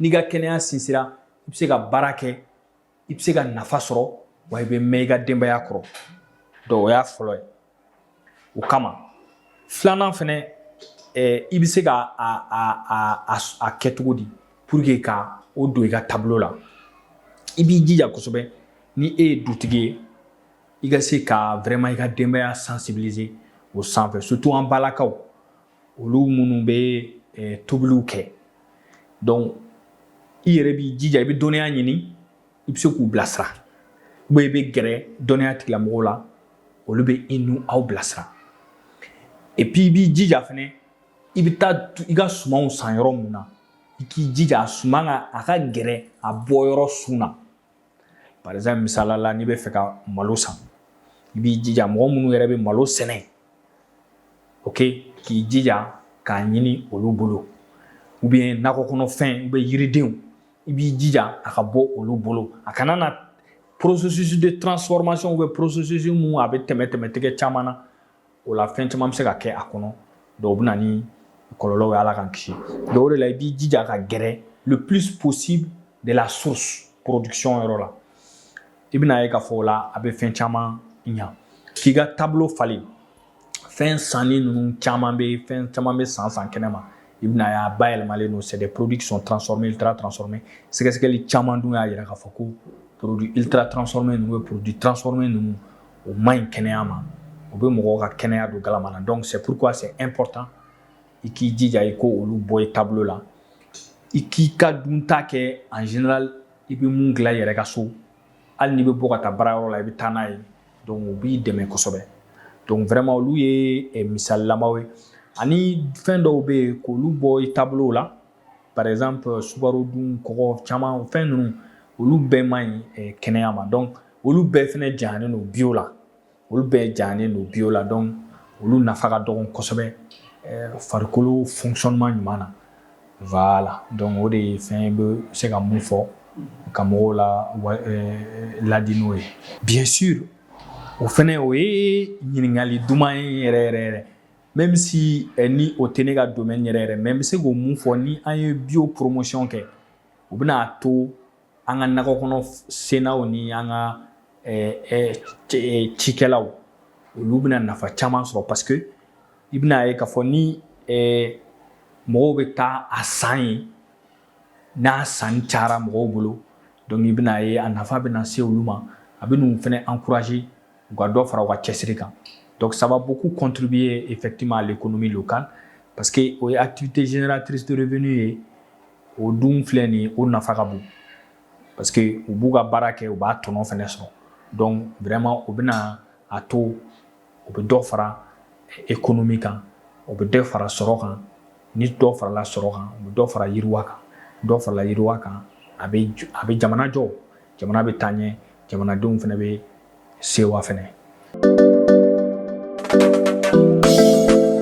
Ok.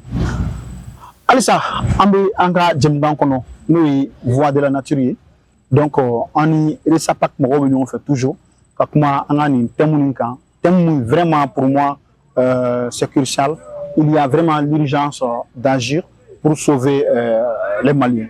An bɛ ka se an ka émission banguma ma alors Mariam an bɛ ɲininka folikɛlaw ɲɛ b'i bolo ani conseil ɲɛ b'i bolo ka lase an filɛbagaw ma ni wagati in na. Bon, déjà ne ka foli bɛ taa voix de la nature la parce que ale ka taabolo fɛ mɔgɔw bɛna dɔn ko RESAPAC bɛ yen mɔgɔw bɛna a dɔn ko lakana sɛnɛ bɛ Bamakɔ kɔnɔ sugu hɔrɔn bɛ yen u bɛna faamu k'a sɛnɛ bɛ yen ko wa k'a sugu bɛ yen donc an bɛ voix de la nature fo la kosɛbɛ an b'an lamɛnbagaw fana fo parce que minnu b'an lamɛn olu fana bɛ tila ka taa kuma fɔ n'olu y'a kuma fɔ a kuma bɛ se yɔrɔ jan donc an bɛ bɛɛ de fo u ka lamɛnli la o n'u ka patience la.